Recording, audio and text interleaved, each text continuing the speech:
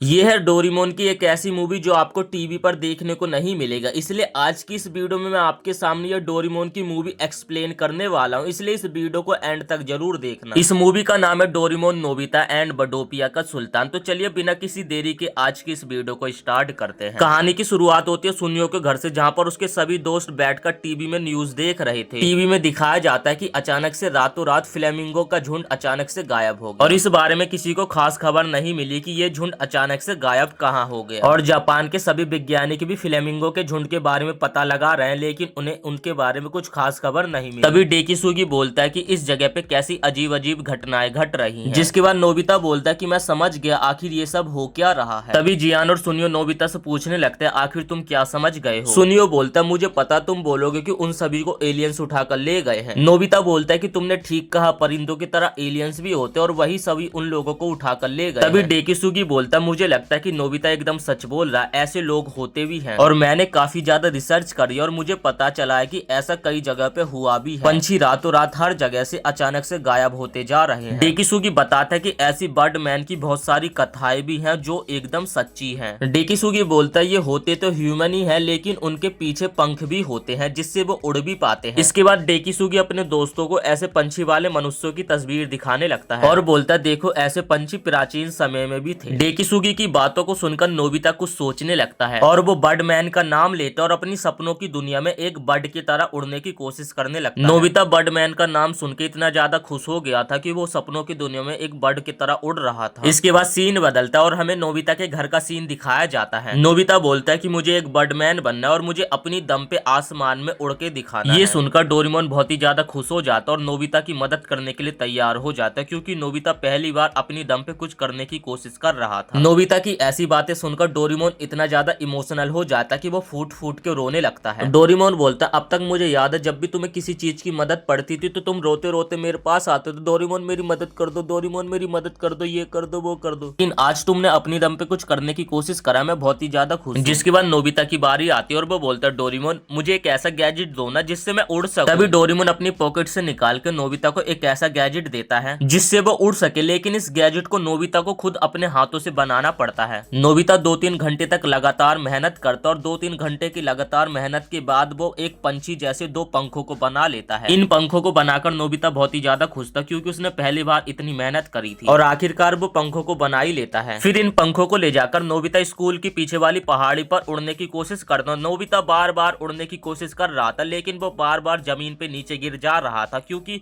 उसके पास एक पंछी जैसे पंख नहीं। डोरेमोन ने पहले एक गद्दे को नीचे लगा दिया था जिससे नोबिता नीचे गिरे तो उसकी हड्डी पसली ना टूटे। नोबिता ऐसे ही 30 से 40 बार इन पंखों से उड़ने की कोशिश कर रहा था, लेकिन नोबिता एक भी बार उड़ नहीं पाया था। तभी नोबिता लास्ट बार बिना एयर बैग के उड़ने की कोशिश करता और वो तेजी से नीचे की तरफ गिरते जा रहा था, लेकिन डोरेमोन सही मौके पर आता और नोबिता को गिरने से बचा लेता है। नोबिता को लगता है कि वो उड़ पा रहा, लेकिन उसे डोरेमोन नीचे से पकड़ा होता है। डोरेमोन नोबिता को बताता है कि तुम इंसानी शरीर के कारण आसमान में बिल्कुल भी नहीं उड़ सकते हो। तभी नोबिता की प्रैक्टिस करते समय वहाँ पे सुजुका की पीको आ जाती है। तभी नोबिता सुजुका की आवाज सुनता और सुजुका बोलते हैं नोबिता जल्दी से पीको को पकड़ो। जिसके बाद नोबिता पीको को पकड़ने के लिए उसका पीछा करने लगता है। तभी नोबिता सुजुका की पीको को पकड़ नहीं पाता और वो किसी दूसरी दुनिया में चली जाती है। अचानक से आसमान में एक दूसरी दुनिया का दरवाजा खुल गया था और उस दूसरी दुनिया के दरवाजे से एक पंछी जैसा लड़का उड़ते हुए आता, जो कि सीधा नोबिता से टकरा जाता है। नोबिता को तो डोरेमोन नीचे गिरने से बचा लेता, लेकिन वो पंछी जैसा लड़का आसमान से नीचे गिर जाता है, जिससे वो बेहोश हो जाता है। जियान और सुनियो आइसक्रीम खा रहे थे, तभी वो दोनों देख लेते कि आसमान से एक एरोप्लेन नीचे गिर रहा है। इसके बाद हमें दिखाया जाता है कि नोबिता, डोरेमोन और सुजुका उस पंछी जैसे लड़के को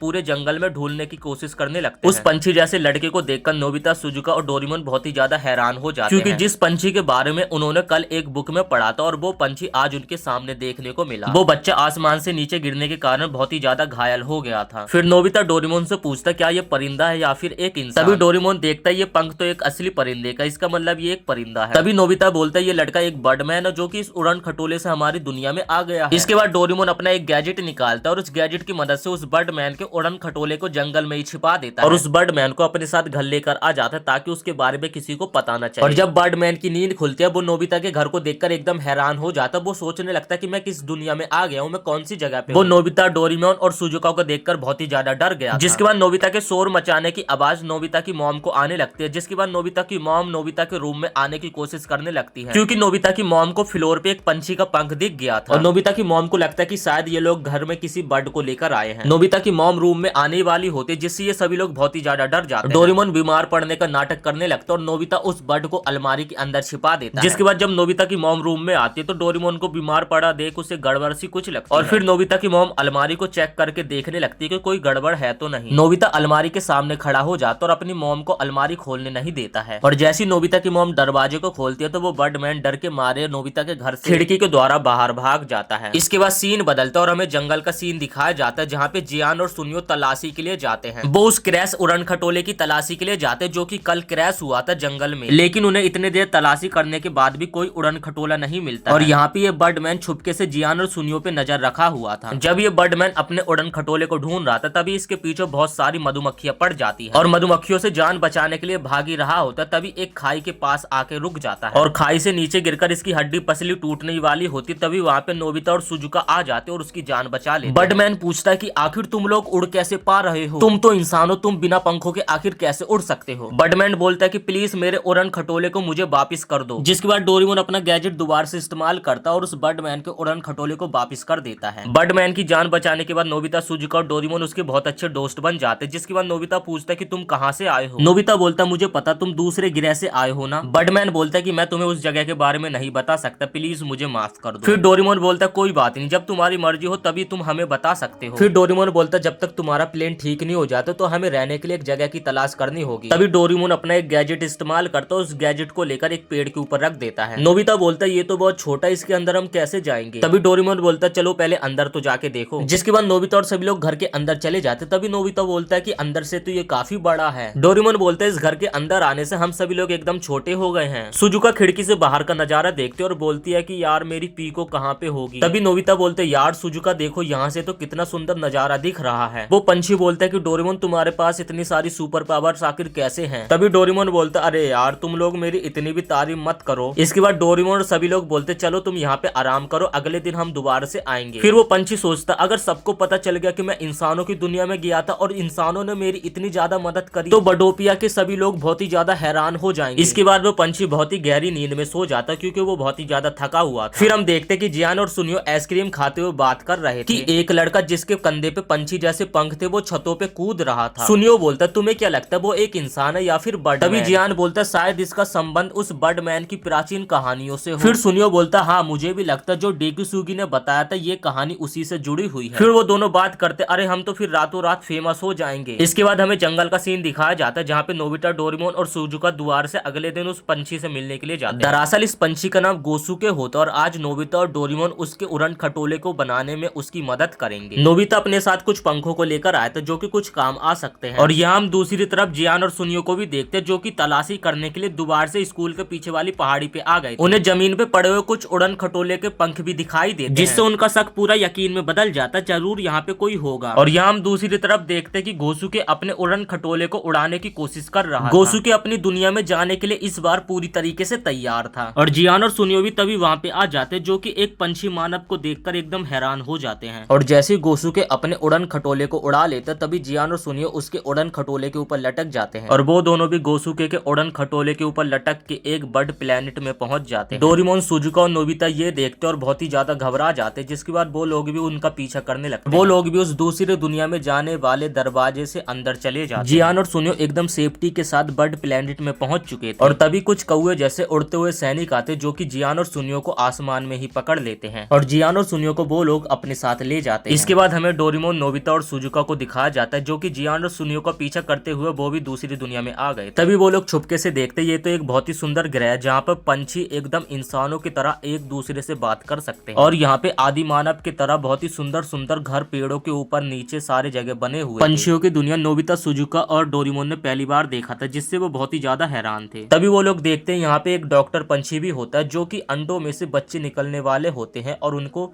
देखने के लिए जा रही थी। तभी वहाँ पे कौवा सैनिक आ जाता है जो कि आदेश देता, जल्दी से इन इंसानों को पकड़ो। और उन लोगों ने डोरेमोन, नोबिता और सुजुका को चारों तरफ से घेर लिया था। तभी उन्हें जमीन पे भागने वाले सबसे तेज पंछी मिलते और उनसे वो लिफ्ट लेते। तभी रास्ते से एक पंछी महिला अपने बालों का हेयर स्टाइल करके जा रही होती है। इसके बाद हम देखते हैं कि कुछ पेंगुइन के बच्चे रास्ता क्रॉस कर रहे होते हैं, जिससे डोरेमोन, नोबिता और सुजुका की सवारी रास्ते में ही रुक जाती है और कौवे भी उनका पीछा करते करते उनके पास आ गए थे। तभी वो लोग अपना रास्ता चेंज करवाते हैं और दूसरी दिशा में भागने लगते हैं। नोबिता देखता है कि धीरे धीरे वो कौवे सैनिक उनके पास आने वाले थे। इसके बाद वो लोग कौवे सैनिक से बचते हुए एक सुरक्षित जगह पे पहुंच जाते हैं। अगर आप दोस्तों इस वीडियो का पार्ट 2 देखना चाहते हैं तो प्लीज इस वीडियो को एक लाइक करके चैनल को सब्सक्राइब जरूर से कर देना और साथ ही इस वीडियो में एक कमेंट भी जरूर कर देना अगर आपको पार्ट 2 देखना हो तो।